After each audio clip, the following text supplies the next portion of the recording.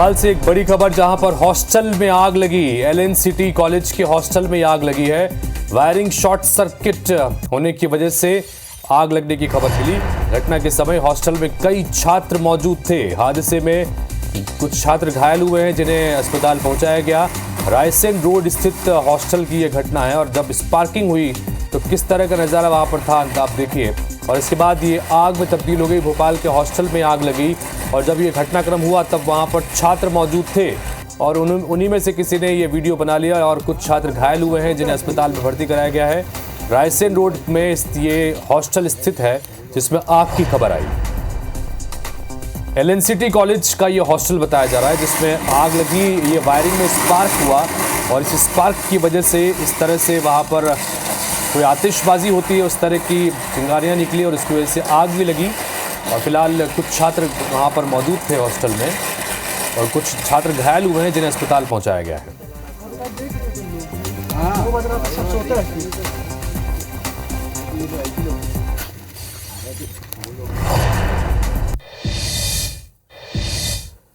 नमस्कार, good morning, स्वागत है आप सभी का। मैं हूं आपके साथ हितेश व्यास। देश और प्रदेश में क्या कुछ खास अब तक हुआ, आज दिन भर क्या खास रहने वाला है, हर खबर पर डिटेल में करेंगे बात।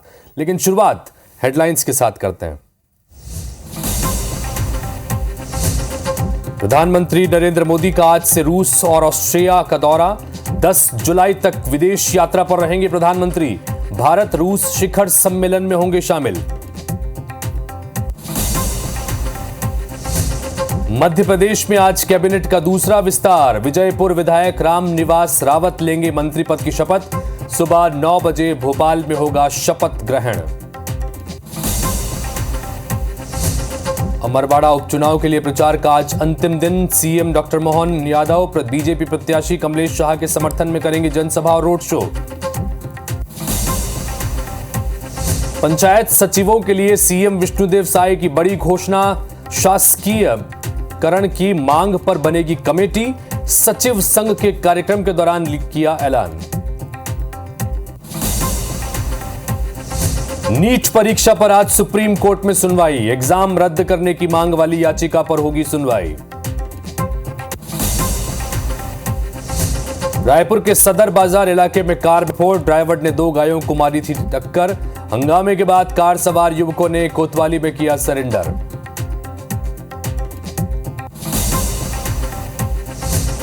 भोपाल के एलएनसीटी कॉलेज के हॉस्टल में लगी आग। हादसे में कुछ छात्र झुलसे। कड़ी मशक्कत के बाद आग पर पाया गया काबू।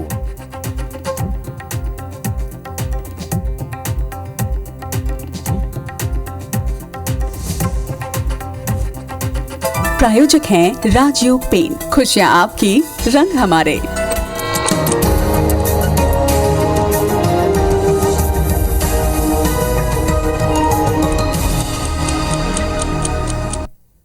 तो ये थी अब तक की हेडलाइंस और हेडलाइंस के बाद अब नजर डालते हैं सुबह 7 बजे की 7 बड़ी खबरों पर। पहली खबर, पुरी में सुबह 9 बजे आज फिर से रथ यात्रा निकाली जाएगी। कई सालों बाद ऐसा हो रहा है। वहीं कांग्रेस नेता राहुल गांधी आज मणिपुर और असम के दौरे पर रहने वाले हैं। तीसरी खबर मुंबई से, जहां पर शिवसेना नेता के बेटे ने कार से दंपति को कुचल दिया। 2 हिरासत में है, 1 की मौत हुई है। गुजरात में बस खाई में गिरी, 2 बच्चों की मौत की खबर आई। उत्तराखंड में लैंडस्लाइड हुआ है। 4 धाम यात्रा इसके चलते रोक दी गई है। तो वहीं भारत ने जिम्बाब्वे को 10 रन से दूसरे वनडे में हरा दिया, दूसरे T20 में हरा दिया। अभिषेक शर्मा ने इस दौरान शतक जड़ा है। और रूस ने यूक्रेन पर 24 घंटे में 55 एयर स्ट्राइक की है। 11 लोगों की इसमें मौत की खबर आई। इन तमाम खबरों पर डिटेल में करेंगे बात, लेकिन शुरुआत प्रदेश की बड़ी खबर के साथ करते हैं। आज मध्य प्रदेश में डॉक्टर मोहन कैबिनेट का विस्तार होने जा रहा है। राम निवास रावत मंत्री पद की शपथ लेंगे। सुबह 9 बजे राजभवन में शपथ ग्रहण का कार्यक्रम है। राज्यपाल मंगू भाई पटेल राम निवास रावत को मंत्री पद की शपथ दिलाएंगे। सीएम डॉक्टर मोहन यादव भी शपथ ग्रहण में मौजूद रहेंगे। शपथ ग्रहण के बाद सीएम मोहन यादव छिंदवाड़ा रवाना होंगे, क्योंकि छिंदवाड़ा के अमरवाड़ा में आज चुनाव प्रचार का आखिरी दिन है। वहां पर उपचुनाव होने हैं। श्योपुर की विजयपुर सीट से राम निवास रावत जो हैं वो 6ठी बार के विधायक हैं। मध्य प्रदेश की सियासत में ओबीसी का एक बड़ा चेहरा माने जाते हैं। 1990 में पहली बार विजयपुर से विधायक चुनकर आए थे, उसके बाद 6 बार विधायक रहे हैं। 1993 में दिग्विजय सरकार में कैबिनेट मंत्री रहे। मुरैना सीट से 2 बार लोकसभा का चुनाव भी लड़ा और दोनों ही बार हालांकि उनको हार का सामना करना पड़ा। 30 अप्रैल को हाल ही में लोकसभा चुनाव से ठीक पहले अपने सैकड़ों कांग्रेसी समर्थकों के साथ में बीजेपी में शामिल हो गए थे रामनिवास रावत। इसे ग्वालियर चंबल की सियासत में एक बड़ा झटका कांग्रेस पार्टी के लिए माना गया। उमंग सिंगार नेता प्रतिपक्ष बनाए गए थे, उस बात से रामनिवास रावत जो है वो नाराज बताए जा रहे थे। दुष्यंत पराशर हमारे सहयोगी इस वक्त भोपाल से सीधे जोड़ उनके पास चलते हैं। दुष्यंत, आज मंत्रिमंडल विस्तार संभव है और एक मंत्री रामनिवास रावत जो हाल ही में कांग्रेस छोड़कर बीजेपी में आए थे, कांग्रेस के बड़े कद्दावर चेहरा रहे हैं, 6 बार के विधायक हैं, वो बीजेपी में शामिल हुए और आज उन्हें मंत्री पद की शपथ दिलाई जाएगी, क्योंकि राजभवन में जाने का आज सीएम का कार्यक्रम जो है आया है। क्या कुछ जानकारी दुष्यंत?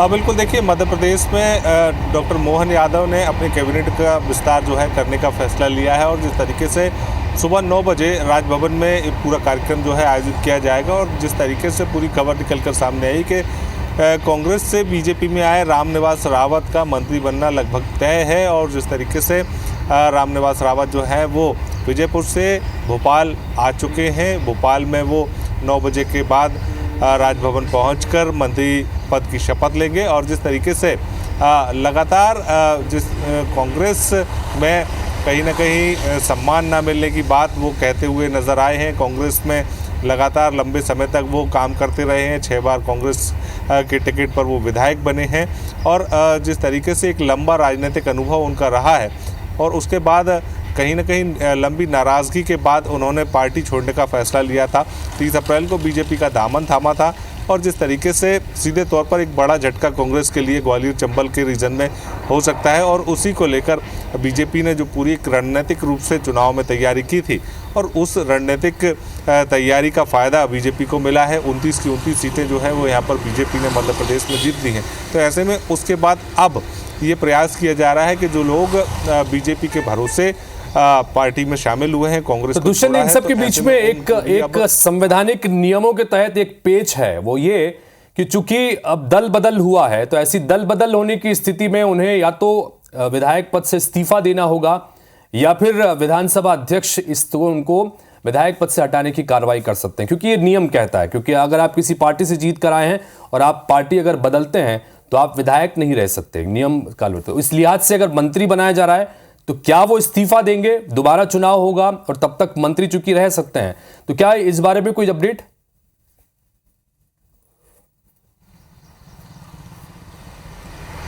बिल्कुल, देखिए अगर मंत्री उनको बनाया जा रहा है तो ये साफ है कि वो अपने पद से इस्तीफा देंगे। बीजेपी के मंत्री जरूर कहलाएंगे लेकिन विधायक पद से उनको इस्तीफा देना होगा, क्योंकि अगर इस्तीफा नहीं देंगे तो कहीं ना कहीं जो कार्रवाई की बात विधानसभा अध्यक्ष और जिस तरीके से एक पत्र जो है कांग्रेस के नेता प्रतिपक्ष के साथ साथ तमाम सारे विधायकों ने विधानसभा अध्यक्ष को सौंपा था, उसमें एक मांग की गई थी कि जो 2 विधायक हैं रामनिवास रावत और निर्मला सप्रे, उन दोनों की ही सदस्यता खत्म की जाए।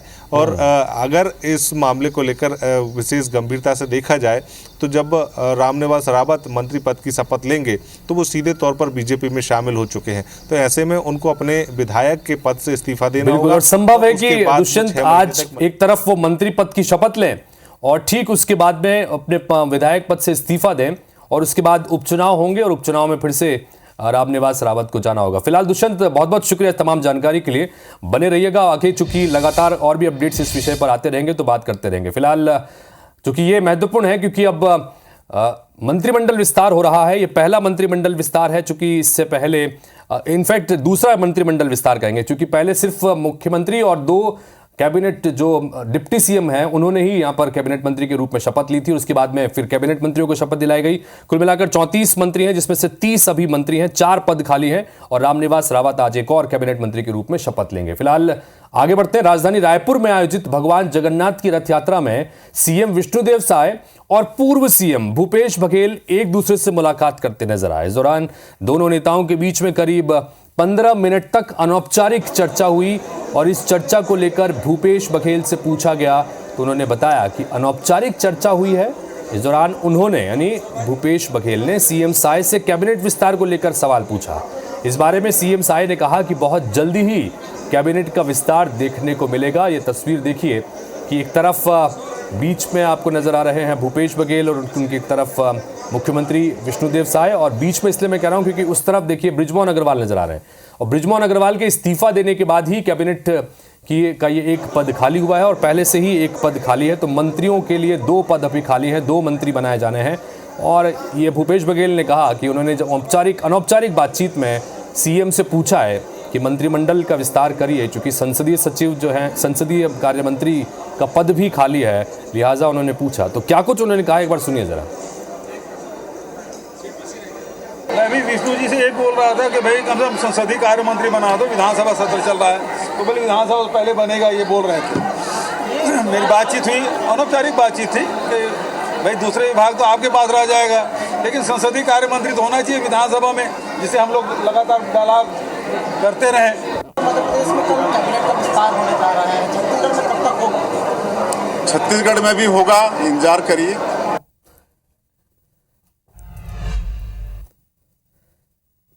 तो छत्तीसगढ़ में भी होगा, इंतजार करिए, ये मुख्यमंत्री ने कहा। और पूर्व मुख्यमंत्री ने कहा कि जब उन्होंने वर्तमान मुख्यमंत्री से ये कहा कि संसदीय कार्य मंत्री का पद खाली है, कम से कम उसे भरिए, तो मुख्यमंत्री ने उनको आश्वासन दिया है कि जल्दी ही करेंगे। तो कुल मिलाकर उम्मीद कर सकते हैं कि जल्दी ही छत्तीसगढ़ में भी मंत्रिमंडल का विस्तार होगा। 2 मंत्री के पद यहां पर खाली है, क्या 2 बनाए जाते हैं या 1 ही बनाए जाते हैं, इंतजार करना होगा।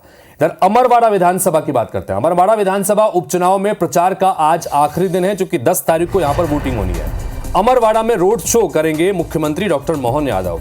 कमलेश शाह के समर्थन में जनसभा और रोड शो वो करेंगे। सुबह 11 बजे बटका खापा में जनसभा को संबोधित करने का कार्यक्रम है। दोपहर 1 बजे अमरवाड़ा में रोड शो करेंगे और जनसभा भी होगी।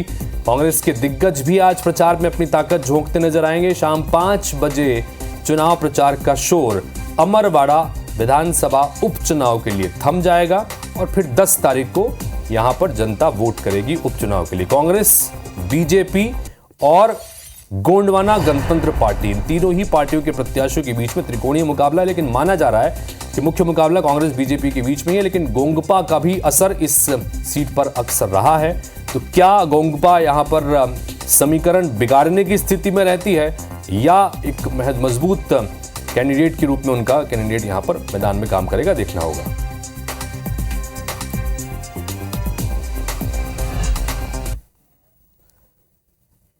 इधर रायपुर में मुख्यमंत्री विष्णुदेव साय समीक्षा करेंगे। सीएम विष्णुदेव साय विभागीय समीक्षा लगातार कर रहे हैं और इसके लिए सुबह 11:30 बजे मंत्रालय के लिए रवाना होंगे। दोपहर 2:30 बजे तक कार्यों की समीक्षा होगी। दोपहर 2:50 पर इसके बाद सीएम हाउस वापस पहुंचेंगे। तो विभागीय समीक्षा लगातार सीएम कर रहे हैं। अलग अलग विभागों की समीक्षा बैठक वो लगातार ले रहे हैं। इससे पहले कृषि विभाग की बैठक वो ले चुके हैं, ऊर्जा विभाग की बैठक भी उन्होंने ली।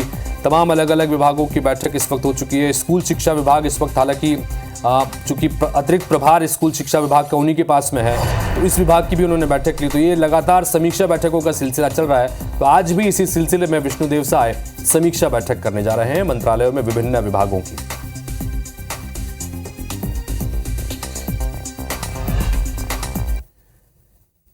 तो छत्तीसगढ़ सरकार सभी ग्राम पंचायतों में जल्दी ही महतारी सदन बनाने जा रही है। अब इसकी चर्चा गुजरात में भी होने लगी है। गुजरात के मुख्यमंत्री भूपेंद्र पटेल ने कहा है कि जल्दी ही गुजरात के अधिकारी योजना का अध्ययन करेंगे, फिर योजना को लागू करने की संभावना पर विचार करेंगे। उप मुख्यमंत्री विजय शर्मा ने इस बात की जानकारी दी। उन्होंने बताया कि अहमदाबाद में मुख्यमंत्री भूपेंद्र पटेल से मुलाकात के दौरान छत्तीसगढ़ सरकार की कई योजनाओं की जानकारी दी गई और इस दौरान वे महतारी वंदन से काफी प्रभावित नजर आए, जिसको लेकर प्रदेश कांग्रेस अध्यक्ष दीपक बैज ने कहा है कि पिछली कांग्रेस सरकार की योजनाओं का नाम बदलकर बीजेपी सरकार श्रेय ले रही है। नहीं, माननीय मुख्यमंत्री जी के निर्देश पर मैं विभिन्न विषयों को समझने के लिए गुजरात गया था। वहाँ पर छत्तीसगढ़ का यह अभिनव प्रयास महतारी सदन जिसमें पंचायतों में माताओं बहनों को विशेष रूप से व्यवस्था उनके बैठने के लिए दी जा रही है। उसके संदर्भ में भी चर्चा हुई। हमारी सरकार की योजनाओं को नाम बदल के वाहवाही लूटने का काम भारतीय जनता पार्टी की सरकार कर रही है और इससे ज़्यादा कुछ नहीं। हमारी सरकार में सभी समूह की माता बहनों को उनके हाथों को मजबूत करने का काम किए और सशक्त बनाने का काम किए। तो महतारी सदन है, जिस महतारी सदन को लेकर अब चूंकि डिप्टी सीएम ने कहा कि वो यहाँ गए थे गुजरात में और वहाँ के कामों को देखने के लिए, और वहाँ गुजरात में इन कामों की तारीफ हुई, तो कांग्रेस कह रही है कि हमारी योजनाएं थी उसका नाम बदलकर अब भारतीय जनता पार्टी श्रेय ले रही है। इधर एमपी बीजेपी की प्रदेश कार्य समिति की बैठक में पहली बार प्रदेश के 1099 मंडलों के अध्यक्ष शामिल हुए। उनके साथ प्रदेश कार्य समिति सदस्य, लोकसभा और राज्यसभा सांसद, सभी विधायक, महापौर, जिला अध्यक्ष भी बैठक में उपस्थित रहे। बैठक को संबोधित करते हुए बीजेपी के प्रदेश अध्यक्ष वी शर्मा ने कहा कि संकल्प लिया है कि चुनाव में 80% के ऊपर बूथ जीते हैं, बाकी बचे 19% बूथों को आगामी चुनाव में जीतने का लक्ष्य रखा गया है। वहीं केंद्रीय मंत्री भूपेंद्र यादव ने नेताओं को अहंकार से दूर रहने और लगातार प्रवास करने की नसीहत दी, और केंद्रीय कृषि मंत्री शिवराज सिंह चौहान ने इस दौरान राहुल गांधी पर निशाना साधा। उन्होंने कहा कि राहुल गांधी मंदबुद्धि बालक की तरह हैं, वह अभी पूरी तरह से परिपक्व भी नहीं हो पाए और न ही सही तरीके से राहुल गांधी नेता प्रतिपक्ष बन पाए हैं। हमने 80% से ऊपर बूथ जीते, जो 19% के करीब बचे उन्हें आगामी समय में जीतने का संकल्प, और भारतीय जनता पार्टी अपने संगठन तंत्र के मजबूती के साथ और मैदान में उतरेगी। इस संकल्प के साथ हमारी कार्यसमिति आज पूरी हुई है। जैसे मैंने प्रारंभ में कहा कि अपने अहंकार को समाप्त करके नर्मदा जी की जो प्रेरणा है, लगातार शाश्वत रूप से यही भाव लेकर इस कार्यकारिणी से जाएं। गांधी जी बालक बुद्धि है, अभी तक परिपक्व नहीं हुए और न अभी तक ढंग से नेता प्रतिपक्ष बने हैं। उत्तर मध्य प्रदेश में कांग्रेस की करारी हार के बाद भोपाल में 2 दिन तक कांग्रेस के पुनर्निर्माण को लेकर मंथन हुआ। पहले दिन की बैठक के दौरान कांग्रेस नेताओं का गुस्सा भी लीडरशिप पर जमकर फूटा है। कांग्रेस नेताओं और प्रत्याशियों ने लिखित में ये शिकायतें की हैं कि फूल छाप कांग्रेस की वजह से चुनाव हारे हैं। भीतर घातियों पर शिकायत के बावजूद संगठन ने एक्शन नहीं लिया। चुनाव में बड़े नेताओं के दौरे नहीं हुए, संगठन की तरफ से आर्थिक सहयोग तक नहीं मिला। ऐन मौके पर बूथ पदाधिकारी कांग्रेस छोड़कर बीजेपी में चले गए। तो वहीं दूसरे दिन की बैठक में कांग्रेस ने 7 समितियां बनाकर दिग्गजों को जिम्मेदारी सौंपी है। इससे साफ है कि कांग्रेस ने पार्टी को मजबूत करने के लिए जमीन पर काम करना शुरू कर दिया है। अगर कांग्रेस अपनी कोशिशों में कामयाब होती है तो यह तय है कि बीजेपी के लिए मुश्किलें बढ़ेंगी, लेकिन बीजेपी कांग्रेस की इन कोशिशों से इत्तेफाक नहीं रखती है। विधानसभा के प्रत्याशियों से बैठक हुई और बैठक लगभग 12-13 घंटा चली है और बहुत सारे नए सुझाव, नए आइडियाज आए हैं सामने। हम एक एक्शन प्लान बनाकर उनको किस तरह से इम्प्लीमेंट करना है कि मध्य प्रदेश कांग्रेस एक नए जज्बे के साथ, एक नई ऊर्जा के साथ मध्य प्रदेश की जनता की आवाज बनकर उभरेगी। जिले से हर विधानसभा के लोगों से सुझाव लिए जा रहे हैं, उन सुझावों के ऊपर चर्चा हो रही है, मंथन हो रहा है, और जितने हमारे प्रभारी जी हैं चाहे मध्य प्रदेश के या जितने सीनियर लीडर्स हैं वो उन सारे सुझावों को गंभीरतापूर्वक सुन रहे हैं। निश्चित ही उसका एक आने वाले समय में आपको अच्छा परिणाम देखने को। आज रूस दौरे पर जा रहे हैं प्रधानमंत्री नरेंद्र मोदी। रूसी राष्ट्रपति व्लादिमीर पुतिन से मुलाकात करेंगे। शिखर सम्मेलन में भी प्रधानमंत्री के शामिल होने का कार्यक्रम है। रूस में भारतीय समुदाय से भी पीएम मोदी मुलाकात करेंगे। उसके बाद ऑस्ट्रिया भी प्रधानमंत्री नरेंद्र मोदी जाने वाले हैं। तो रूस और ऑस्ट्रिया के दौरे पर रहेंगे। रूस रवाना होंगे जहां पर रूसी राष्ट्रपति व्लादिमीर पुतिन से मुलाकात करेंगे प्रधानमंत्री नरेंद्र मोदी। तो वहीं आज से नेता प्रतिपक्ष राहुल गांधी का मणिपुर और असम दौरा प्रभावित है और प्रस्तावित है, माफ कीजिए। हिंसा पीड़ित और बाढ़ पीड़ितों से मुलाकात करने के लिए पहुंचेंगे। हिंसा के बाद राहुल का यह तीसरी बार मणिपुर का दौरा है। मणिपुर में 14 महीने से लगातार हिंसा का दौर जारी है, जिसको लेकर विपक्ष लगातार मुद्दा भी बनाता रहा है और एक बार फिर से पहुंच रहे हैं मणिपुर। और असम में बाढ़ प्रभावितों से मुलाकात करेंगे और मणिपुर में हिंसा प्रभावितों से मुलाकात करेंगे। तो वहीं राजधानी रायपुर में आज कांग्रेस प्रदर्शन करने जा रही है। बिजली की समस्या को लेकर कांग्रेस प्रदर्शन करेगी। जिला और ब्लॉक मुख्यालयों में प्रदर्शन होंगे। प्रदर्शन में वरिष्ठ नेता मौजूद रहेंगे। 4 जुलाई को होने वाले प्रदर्शन को हालांकि स्थगित कर दिया गया था और अब दोबारा यह प्रदर्शन होगा। जिला और ब्लॉक मुख्यालयों में कांग्रेस पार्टी प्रदर्शन करेगी बिजली की समस्या को लेकर।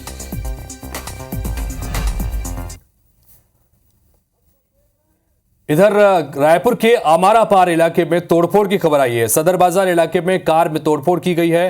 कार ड्राइवर ने 2 गायों को टक्कर मारी थी।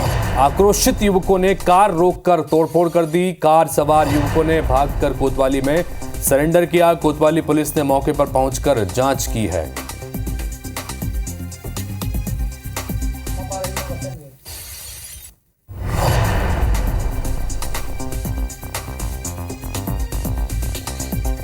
तो रायपुर के आमापारा इलाके में तोड़फोड़ हुई है।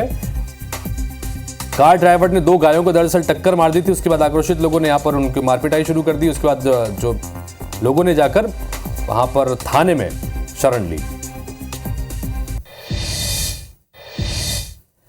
भोपाल से खबर जहां पर मध्य प्रदेश में मानसून एक्टिव है। मध्य प्रदेश के कई जिलों में बारिश का अलर्ट जारी किया गया है। भोपाल, ग्वालियर, नर्मदापुरम में बारिश की संभावना है। इंदौर संभाग के कई जिलों में भी बारिश होगी। मध्य प्रदेश में 3 अलग अलग वेदर सिस्टम बने हुए हैं जो पूरे प्रदेश में अलग अलग इलाकों में लगभग एक्टिव हैं और कई जगहों पर येलो अलर्ट तो कई जगह पर ऑरेंज अलर्ट भी मौसम विभाग की तरफ से दिया गया है।